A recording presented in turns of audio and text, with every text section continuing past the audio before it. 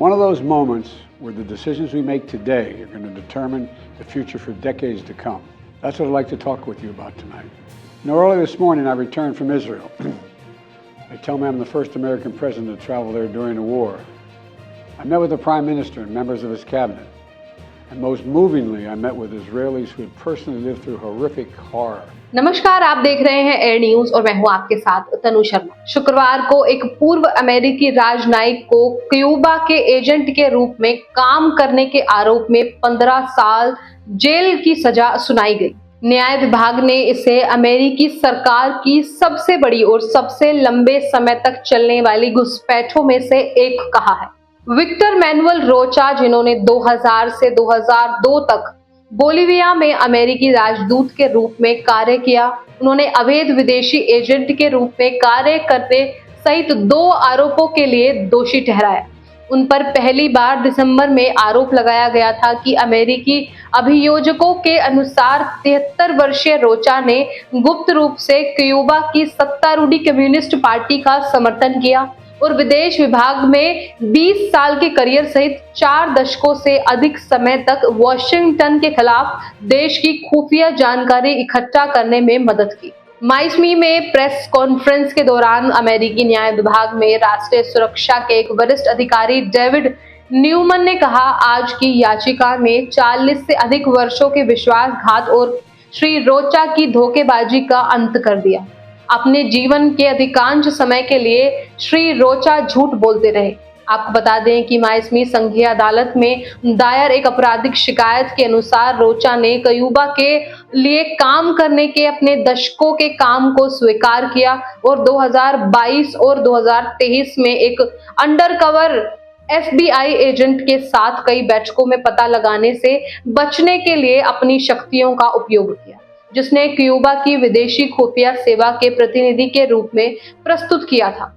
शिकायत के अनुसार रोचा ने अंडरकवर एजेंट से कहा, हमने जो काम किया है यह बहुत बड़ा है, ग्रैंड स्लैम से भी बड़ा।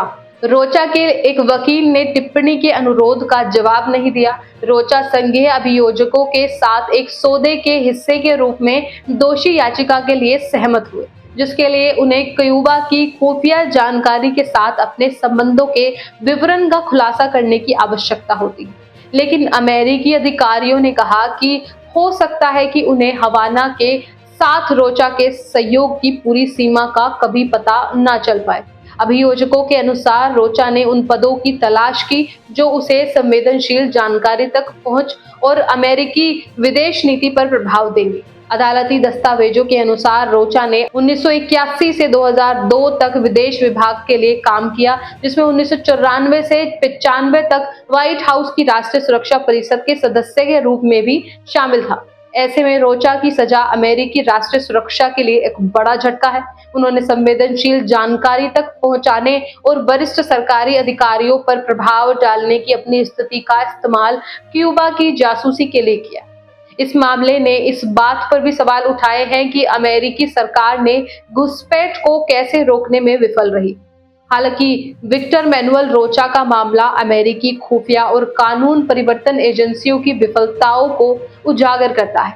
रोचा 4 दशकों से अधिक समय तक एक विदेशी एजेंट के रूप में काम करने में कामयाब रहे और इस दौरान संवेदनशील जानकारी तक पहुंच प्राप्त की और अमेरिकी नीति को प्रभावित किया। यह मामला इस तथ्य की ओर भी इशारा करता है कि क्यूबा अमेरिकी सरकार के भीतर लंबे समय से घुसपैठ करने में सक्षम है। रोचा संभवतः कई क्यूबाई एजेंटों में से एक हैं जो अमेरिकी सरकार में कार्यरत है। रोचा की सजा का प्रभाव यह हो सकता है कि अमेरिकी सरकार क्यूबा से घुसपैठ को लेकर अधिक सतर्क हो जाएगी। यह संभावना है कि सरकारी जासूसी को रोकने के लिए अपने काउंटर इंटेलिजेंस प्रयासों को बढ़ाएगी। कुल मिलाकर विक्टर मैनुअल रोचा का मामला एक चेतावनी भरी कहानी है कि कैसे विदेशी खुफिया सेवाएं अमेरिकी सरकार में घुसपैठ कर सकती हैं और राष्ट्रीय सुरक्षा के लिए खतरा पैदा कर सकती हैं। यह मामला इस तथ्य की ओर भी इशारा करता है कि अमेरिकी सरकार को घुसपैठ को रोकने के लिए और कदम उठाने की जरूरत है। तो इस तरह हमने जाना कि एक पूर्व अमेरिकी राजनयिक विक्टर मैनुअल रोचा को क्यूबा के एजेंट के रूप में काम करने के आरोप में 15 साल जेल की सजा सुनाई गई है।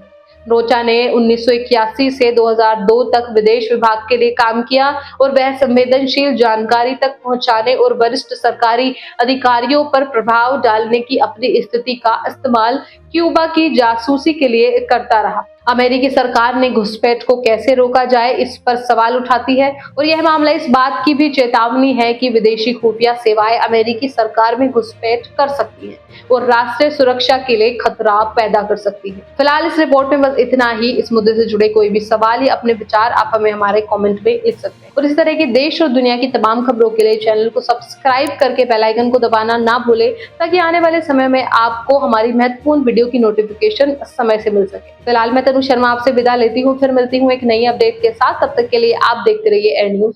नमस्कार।